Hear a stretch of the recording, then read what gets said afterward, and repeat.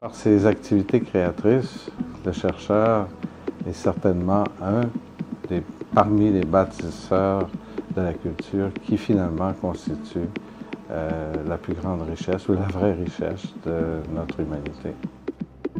Jacques de Champlain était pour moi un collègue et ami durant toute ma vie scientifique. Notre dernière discussion en Milan était intéressante en déclarant mutuellement que la retraite, ce n'est pas pour nous. J'ai vu cette continuation d'activité autour de lui. C'était surtout ses étudiants qui l'accompagnaient partout, dans tous les congrès internationaux, Jacques les a écoutés, Jacques les a remerciés pour les présentations, les encouragés. En fait, il les a transmis ce goût qu'il lui avait pour la recherche scientifique. En recherche, la qualité des mentors, leur enthousiasme, leur passion se transmet finalement de professeur à étudiant et à travers ce qu'on peut faire, on essaie de transmettre à nos étudiants la même passion qui nous a animés pour faire cette recherche-là. Jacques de Champlain avait un laboratoire de recherche à l'IRCM depuis environ une dizaine d'années.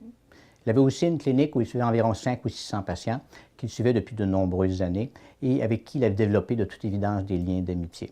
Jacques connaissait bien ses patients, leur portait des soins très attentionnés, mais il gardait son côté chercheur puisqu'il avait toujours dans sa valise un article scientifique ou une dernière publication.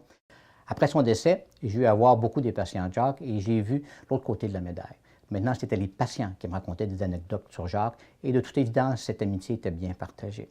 Jacques avait donc réussi à garder à travers toutes ces années de recherche et de clinique ce lien de chercheur-clinicien, mais aussi ce lien de grand humaniste où il pouvait apporter un bonheur et un certain bienfait à ses patients. Passionné en recherche comme il l'était dans la vie, Jacques était un chercheur qui était véritablement motivé par la curiosité. Une des anecdotes qui caractérise cette curiosité, c'est lorsqu'on lui amenait des résultats qui étaient un peu différents de ceux, ou beaucoup différents de ceux qui étaient attendus, et que Jacques spontanément nous disait « Ah, c'est beaucoup plus intéressant que ce à quoi je m'attendais ». Et véritablement, il nous encourageait à continuer dans cette direction. Jacques voulait faire une différence en recherche, et il en a fait une. Monsieur Jacques de Champlain, vous êtes l'un des pionniers parmi les médecins québécois qui se sont dédiés à la recherche en santé humaine. Les fruits de vos travaux ont conduit à la création d'un foyer continu d'activités d'enseignement et de recherche de haut niveau. L'influence que vous avez eue sur la carrière de nombreux jeunes médecins et scientifiques au Québec est remarquable à de nombreux égards.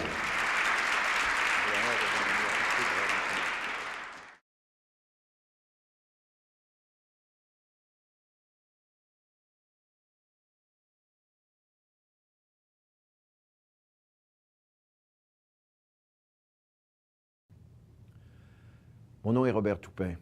Le 15 juillet 2009, mon ami devenu médecin, Jacques de Champlain, est mort, foudroyé par une crise cardiaque alors qu'il faisait du vélo dans sa campagne. Si on avait pu assister Jacques dans les minutes qui suivent avec un appareil comme celui-ci, par exemple, l'issue aurait pu être très différente.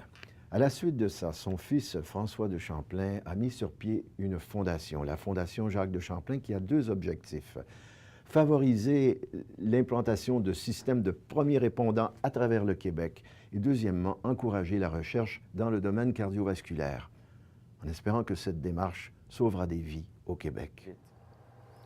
Durant ma carrière comme urgentologue, j'ai traité de nombreux patients qui ont souffert d'arrêt cardio-respiratoire et qui ont survécu grâce à des soins précoces avant leur arrivée à l'hôpital. Des dommages irréversibles au cerveau surviennent après seulement 5 minutes. Il faut donc agir très vite. Pour arriver à ces fins, la Fondation a besoin de votre appui. Au nom de la Fondation, merci d'y contribuer.